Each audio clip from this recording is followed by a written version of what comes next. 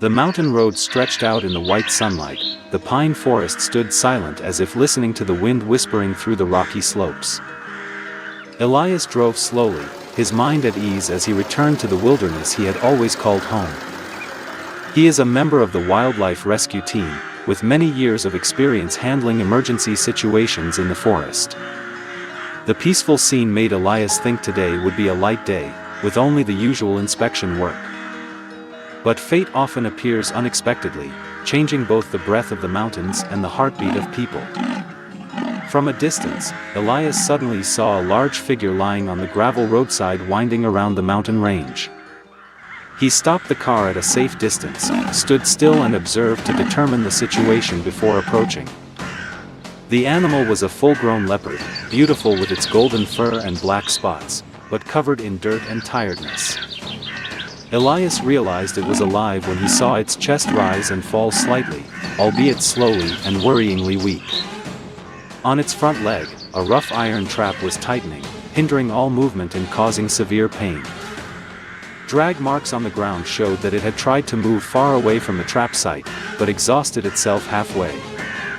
Elias did not approach, knowing that a wounded leopard could still be agitated and attack on instinct. Instead, he slowly reached for the walkie-talkie and contacted the rescue team more than 10 kilometers away.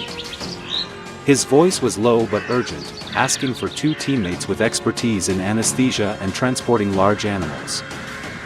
After a brief exchange, they immediately set off for the location Elias marked via coordinates.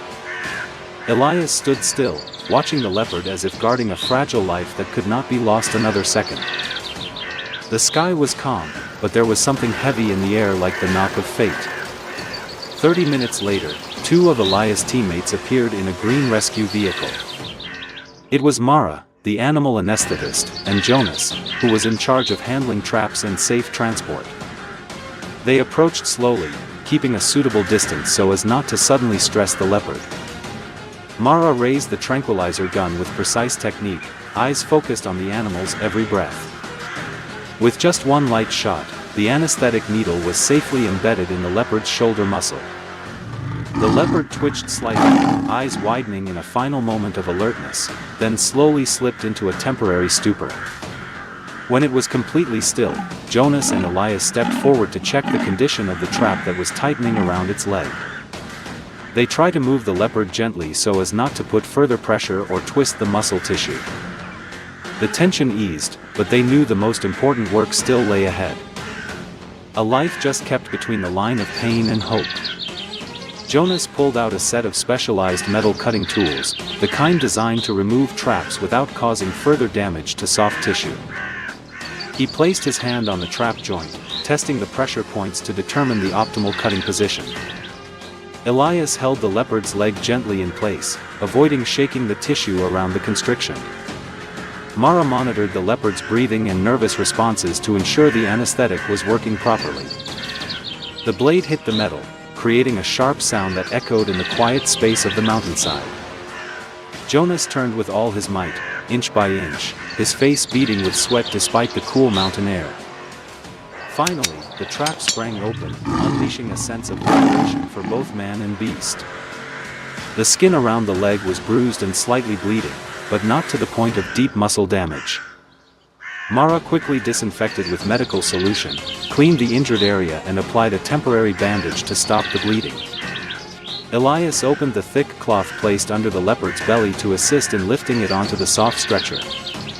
All actions were carried out with urgency but control and respect for life.